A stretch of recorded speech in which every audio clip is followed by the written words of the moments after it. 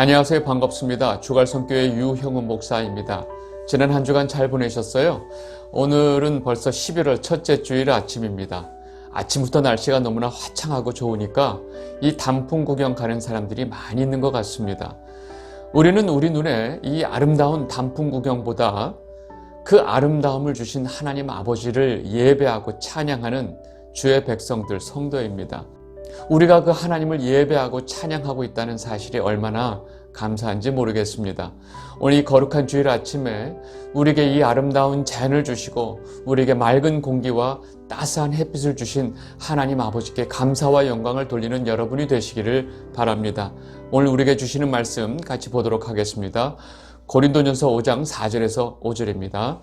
주 예수의 이름으로 너희가 내 영과 함께 모여서 우리 주 예수의 능력으로 이런 자를 사탄에게 내주었으니 이는 육신은 멸하고 영은 주 예수의 날에 구원을 받게 하려 함이라. 아멘. 오늘은 말씀을 전하기 전에 굉장히 중요한 광고 하나 먼저 하겠습니다. 다음 달 12월 3일 토요일에 이 주갈성 성경 강좌 모임을 좀 가지려고 합니다. 장소는 우리 지난번에 6월 달에 처음으로 모였던 이 동탄역에서 한 차로 10분 거리에 위치한 새싹동산 청려수련원입니다. 이 청려수련원 주소하고 또 관련된 다른 정보들은 제가 이미 커뮤니티 글에 잘 올려놨습니다. 거기서 보시면 주소를 확인하실 수 있습니다. 주갈성 성도님들은 전국에서 오셔야 되기 때문에 제가 부득이 이 장소를 정했습니다. 이번 두 번째 주갈성 성경 강좌 모임은 제가 특별히 주갈성에서 그동안 다루지 못했던 요한계시록 특강 강의를 진행하려고 합니다. 요한계시록을 이해하기 위해서 가장 중요한 이 전체 구조하고 이 요한계시록에 대한 너무나 잘못된 오해들을 바로 잡는 데 제가 초점을 두고 강의를 진행할 예정입니다. 전체 모임 시간은 오후 2시부터 5시까지 우리가 모임을 가지려고 합니다. 조금 일찍 오시면 같이 교제하는 시간을 가질 수가 있습니다. 이번 주갈성 성경 강좌 모임에 참석을 원하시는 분은 반드시 제 카톡으로 먼저 신청을 해주시면 좋을 것 같습니다. 왜냐하면 제가 누가 오시는지 또 몇 분이 오시는지 알고 있어야 제가 모임 준비를 할 수 있기 때문에 그렇습니다. 제 카카오톡 아이디는요 JAS1981입니다. 여러분들 이 카톡 아이디로 제 카톡을 쉽게 찾을 수가 있습니다. 혹시 이 카톡 아이디로 제 카톡 찾는 것이 어려우신 분들은 그 주변에 이제 젊은 사람들, 자식이나 손주들에게 그냥 물어보시면 바로 그 자리에서 찾아줍니다. 그리고 꼭 제게 톡으로 먼저 참가 신청을 해주시면 감사하겠습니다. 제가 올해가 하기 전에 매주마다 열심히 이 주갈성교회 설교 말씀을 듣고 외롭게 이렇게 예배를 보고 계신 이 주갈성 성도분들을 제가 얼굴을 꼭 만나 뵙고 싶어서 제가 이렇게 모임을 준비하고 있으니까 여러분들 많이 참가해 주시고요. 또 얼굴 보고 이야기 나누고 같이 말씀을 나누는 시간을 갖도록 좀 하겠습니다. 매주일 주갈성교회 주일 설교를 들으시는 분들은 많은 참석을 바라겠습니다. 언제부터인지 교회 안에 있어야 할 교회의 굉장히 중요한 기능이 사라졌습니다. 그것은 바로 교회 안에서 범죄를 저지른 사람에 대한 징계의 기능입니다. 교회 안에서 심각한 죄를 지어서 교회 안의 영적 질서를 깨트리고 다른 성도들도 하나님 앞에 죄를 짓게 만드는 자들은 교회가 반드시 징계를 해야 합니다. 그런데 그 중요한 징계의 기능이 교회 안에서 완전히 사라진 것입니다. 이 문제는 마치 경찰이 그 기능을 완전히 상실한 사회와 똑같습니다. 어떤 죄를 지어도 어떤 처벌도 받지 않는 사회, 즉 사법 시스템이 마비가 된 사회는 완전히 혼돈의 사회가 될 수 있다는 것입니다. 오늘 우리가 보게 될 고린도전서 본문은 교회가 영적인 질서를 지키기 위해서 가지고 있어야 할 이러한 교회의 징계권에 대해서 바울이 분명하게 설명을 하고 있습니다. 바울이 왜 이런 교회 징계에 대한 이야기를 하고 있는지 오늘 5장 본문 처음부터 좀 보도록 하겠습니다. 고린도전서 5장 1절입니다. 너희 중에 심지어 음행이 있다 함을 들으니 그런 음행은 이방인 중에서도 없는 것이라 누가 그 아버지의 아내를 취하였다 하는도다. 바울은 고린도에 보내는 편지의 맨 앞부분은 이 고린도 교회가 가지고 있었던 아주 심각한 분쟁의 문제에 대해서 다루었습니다. 그것이 고린도전서 1장부터 4장까지의 내용입니다. 그리고 이어서 5장에서는 아주 심각한 음행의 문제를 언급하고 있습니다. 그 문제는 교회 안에서 어떤 자가 자기의 아버지의 아내를 취한 이 음행의 문제를 말하는 것입니다. 그리고 바울이 지금 언급하는 취하였다라는 동사가 현재형이라는 것을 보면 지금 이 음행의 문제는 한 번의 사고로 끝난 것이 아니고 이 음행의 죄가 지속적으로 진행되고 있다는 것을 알 수 있습니다. 여기서 아버지의 아내는 자신의 친모가 아니고 아버지의 후처나 첩을 말하고 있습니다. 아버지의 이러한 아내를 취하는 일은 인류 모든 사회에서도 가장 폐륜으로 여기는 죄악입니다. 그래서 바울은 이러한 음행은 이방인 중에도 없는 것이다 라고 지금 말을 하고 있는 것입니다. 성경은 이러한 음행에 대해서 이미 레위기에서 율법으로 금하고 있는 사항입니다. 레위기 18장 8절 너는 내 아버지의 아내의 하체를 범하지 말라. 이는 내 아버지의 하체니라. 이러한 심각한 범죄가 교회 안에서 일어나는 것도 문제지만 지금 바울이 지적하고 있는 고린도 교회의 더 심각한 문제는 이러한 심각한 음행의 범죄를 그대로 방관하고 있는 교회의 태도라는 것입니다. 고린도전서 5장 2절입니다. 그리하고도 너희가 오히려 교만하여져서 어찌하여 통한이 여기지 아니하고 그 일 행한 자를 너희 중에서 쫓아내지 아니하였느냐. 바울이 고린도 교회에 지적하는 문제는 이러한 심각한 음행의 범죄가 교회 안에서 일어나고 있음에도 불구하고 이러한 문제를 마치 아무 문제도 아닌 것처럼 대하고 있는 고린도 교회의 태도였습니다. 이런 엄청난 범죄가 교회 안에서 일어난 일에 대해서 교회 전체가 통곡하고 가슴을 칠 일임에도 불구하고 이들은 너무나 태연하게 이 사건에 대해서 방관하고 있었던 것입니다. 그러는 와중에 이들은 자신들의 지혜로 인해서 너무나 교만한 모습을 가지고 있었던 것입니다. 교회 안에 이러한 심각한 문제에 대해서 아무런 조치도 못하고 있으면서 그 와중에 자신들의 지혜를 자랑하고 있는 이들의 모습이 얼마나 우스꽝스러운 모습인지 바울이 말을 하고 있는 것입니다. 여러분, 교회는 교회 안에 고난을 당하고 어려움을 겪고 또 병으로 고통당하는 형제를 가만 놔두면 안 됩니다. 그가 겪는 어려움에 같이 아파하고 병의 회복을 위해서 같이 기도하면서 사랑을 나누어야 하는 사랑과 믿음의 공동체가 바로 교회입니다. 이와 마찬가지로 교회 안에 어떤 자가 이러한 심각한 죄악 가운데 있다는 것은 바로 그 교회 전체가 이러한 죄악에 대해서 연대적인 책임이 있다는 것을 말합니다. 그리고 그 죄의 문제에 대해서 교회 전체가 같이 책임을 가지고 움직여야 한다는 것입니다. 그런데 고린도 교회는 마치 그러한 죄악에 대해서 다들 동조하듯이 모두가 조용히 입 다물고 있었던 것입니다. 당시 고린도라는 도시 자체가 너무나 성적으로 음란하고 성도덕이 문란한 도시였습니다. 그러나 그러한 사실이 고린도 교회가 이런 음행의 죄를 방치하고 있다는 것에 대한 어떤 변명이 될 수 없다는 것입니다. 그래서 바울은 이러한 교회의 무책임하고 무관심한 태도에 대해서 강하게 지적을 하고 있는 것입니다.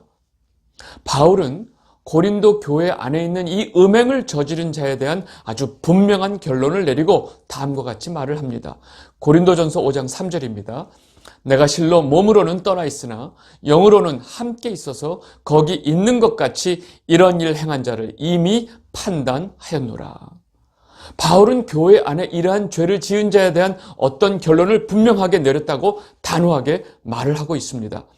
지금 바울은 분명하게 교회 안에서 이러한 죄를 지은 자에 대한 징계를 말하고 있는 것입니다. 그리고 그러한 죄를 지은 자에 대해서 다음과 같이 말을 하고 있습니다. 고린도전서 5장 4절에서 5절입니다. 주 예수의 이름으로 너희가 내 영과 함께 모여서 우리 주 예수의 능력으로 이런 자를 사탄에게 내주었으니 이는 육신은 멸하고 영은 주 예수의 나라의 구원을 받게 하려 함이라. 바울은 지금 이러한 심각한 음행의 죄를 지은 자를 사탄에게 내어 주었다고 말하고 있습니다. 바울이 지금 이렇게 말을 하고 있는 것은 고린도 교회에게 이런 죄를 지은 자를 사탄에게 내주라고 명령하고 있는 것입니다. 이 말은 바로 교회에서 그 자를 출교를 시키고 교회에서 당장 내어 쫓으라고 말을 하고 있는 것입니다. 여러분, 교회에서 출교를 시키는 것은 사단에게 내어주는 것과 같은 의미입니다. 교회 공동체에서 내어 쫓김을 당하는 것은 이 세상의 권세자인 사탄에게 내어주는 것과 같은 것이기 때문에 그렇습니다. 그리고 그렇게 사탄에게 내어준다는 것은 영적으로 또 육적으로 사탄에 의해서 고통을 받게 한다는 의미도 있습니다. 이렇게 음행의 죄를 지은 자를 사탄에게 내어주는 목적, 즉 교회에서 내쫓는 목적은 그 범죄한 영혼에 대한 완전한 심판이나 유기를 말하는 것은 아닙니다. 사탄에게 내줌을 당한 그가 겪을 고통과 고난을 통해서 그가 그 죄에 대해서 회개하고 돌이키게 하고 그를 구원하기 위한 목적을 가지고 있다고 바울은 분명히 말하고 있습니다. 여러분, 이러한 징계는 다시 말해서 그의 영혼을 구하기 위한 사랑의 배려이지 완전히 그를 유기시키는 심판이 아니라는 것입니다. 오히려 믿음 안에 한 형제가 그러한 심각한 범죄에 빠져 있는 것을 교회 전체가 놔두는 것은 오히려 그를 멸망에 이르게 한다는 것입니다. 교회 안에 이러한 심각한 범죄를 그대로 방치하고 무관심한 것은 그 사람을 멸망에 빠뜨리고 또 그 사람으로 인해서 다른 사람들도 타락하게 할 수 있는 아주 위험한 상황이라는 것입니다. 이렇게 방치하고 있는 그 자체가 교회가 지을 수 있는 또 다른 나쁜 범죄라고 바울이 말을 하고 있는 것입니다. 여러분, 선악과를 따먹은 하와를 막지 않은 책임이 오히려 아담에게 있다는 것을 우리는 기억해야 합니다. 그래서 바울은 지금 교회 안에 올바른 징계권을 사용하는 것이 정말로 그 죄를 지은 형제에 대한 진정한 사랑이라고 말을 하고 있는 것입니다. 그리고 바울은 이러한 범죄를 교회가 제대로 처리하지 않으면 마치 누룩처럼 교회 전체에 영향을 미치게 된다는 것을 다음과 같이 비유로 설명합니다. 고린도전서 5장 6절입니다. 너희가 자랑하는 것이 옳지 아니하도다. 적은 누룩이 온 덩어리에 퍼지는 것을 알지 못하느냐. 아주 소량의 누룩이 밀가루덩이 전체를 부풀게 하는 것을 비유로 지금 교회 안에 이러한 범죄의 위험성을 경고하고 있는 것입니다. 그리고 바울은 이어서 우리의 이 죄악의 누룩을 제거하기 위해서 십자가에서 희생하신 예수 그리스도를 상기시켜주고 있습니다. 고린도전서 5장 7절에서 8절입니다. 너희는 누룩 없는 자인데 새 덩어리가 되기 위하여 묵은 누룩을 내버리라. 우리의 유월절 양 곧 그리스도께서 희생되셨느니라. 이러므로 우리가 명절을 지키되 묵은 누룩으로도 말고 악하고 악에 찬 누룩으로도 말고 누룩이 없이 오직 순전함과 진실함의 떡으로 하자. 아멘. 바울은 지금 정확하게 말을 하고 있습니다. 교회의 진정한 모습은 거짓과 죄악의 누룩으로 부풀어 있는 떡이 아니고 오로지 순전함과 진실함의 떡이 되어야 한다고 지금 바울이 말을 하고 있습니다. 왜냐하면 이를 위해서 예수 그리스도께서 십자가에서 희생되셨기 때문에 그렇습니다. 이 영상을 보고 계신 주갈성 성도 여러분, 지금 바울이 그 한 사람의 죄악을 가지고 너무나 과장되게 부풀려서 말하고 있는 것처럼 느껴지세요? 아닙니다. 교회 안에 이 한 사람의 심각한 범죄가 마치 누룩처럼 교회 전체로 퍼져간다는 사실을 바울은 지금 고린도 교회에게 아주 강하게 경고하고 있는 것입니다. 그리고 이러한 누룩 같은 죄악의 원리는 우리 한 사람 안에서도 그대로 적용이 된다는 사실입니다. 우리 마음속에 조그만 죄악 하나가, 우리가 저지른 조그만 실수 같은 그 죄악 하나가 우리 영혼 전체를 망하게 할 수 있다는 사실입니다. 우리 안에 그 죄악의 누룩을 없애기 위해서 유월절 어린 양이신 예수 그리스도가 십자가에서 희생당하신 것을 우리는 분명히 기억해야 합니다. 한 교회도, 한 사람의 성도도 똑같이 이런 누룩 같은 죄악을 다 쫓아내야 한다는 것입니다. 이를 위해서 교회 안에서 이 징계권이 바르게 사용되어져야 한다는 것을 바울이 말하고 있는 것입니다. 이어지는 5장 후반부에서 바울은 이전에 보낸 편지에서 음행하는 자와 사귀지 말라라는 말에 대해서 오해했던 부분에 대해서 다시 설명을 하고 있습니다. 고린도전서 5장 9절에서 10절입니다. 내가 너에게 쓴 편지에 음행하는 자들을 사귀지 말라 하였거니와 이 말은 이 세상에 음행하는 자들이나 탐하는 자들이나 속여 빼앗는 자들이나 우상 숭배하는 자들을 도무지 사귀지 말라 하는 것이 아니니 만일 그리하려면 너희가 세상 밖으로 나가야 할 것이라. 바울이 전에 편지에서 너희들은 음행하는 자와 사귀지 말라라고 말을 했는데 이 말을 고린도 교회 성도들이 완전히 오해를 하고 이 세상에 있는 모든 음행하는 자와 우상 숭배하는 자들과 사귀지 말라라는 말로 오해를 했던 것입니다. 사실 세상의 모든 사람들이 영적으로 음행을 하는 자들이기 때문에 만약에 이 바울의 말을 그렇게 오해를 한다면 세상에 사는 모든 사람들과 사귀지 말라라는 말이 되는 것입니다. 그러니까 바울은 너희들이 지금 내 말을 그렇게 오해했고 또 그렇게 살려고 한다면 너희는 이 세상을 떠나서 우주로 가야 되는 거야 라고 지금 말을 하는 것입니다. 바울은 이들에게 말한 음행하는 자들은 이 세상의 사람들을 대상으로 말한 것이 아니고 교회 안에 형제들 중에 음행하는 자와 사귀지 말라라고 말한 것이라고 지금 분명히 말을 하는 것입니다. 고린도전서 5장 11절입니다. 이제 내가 너에게 쓴 것은 만일 어떤 형제라 일컫는 자가 음행하거나 탐욕을 부리거나 우상 숭배를 하거나 모욕하거나 술 취하거나 속여 빼앗거든 사귀지도 말고 그런 자와는 함께 먹지도 말라 함이라.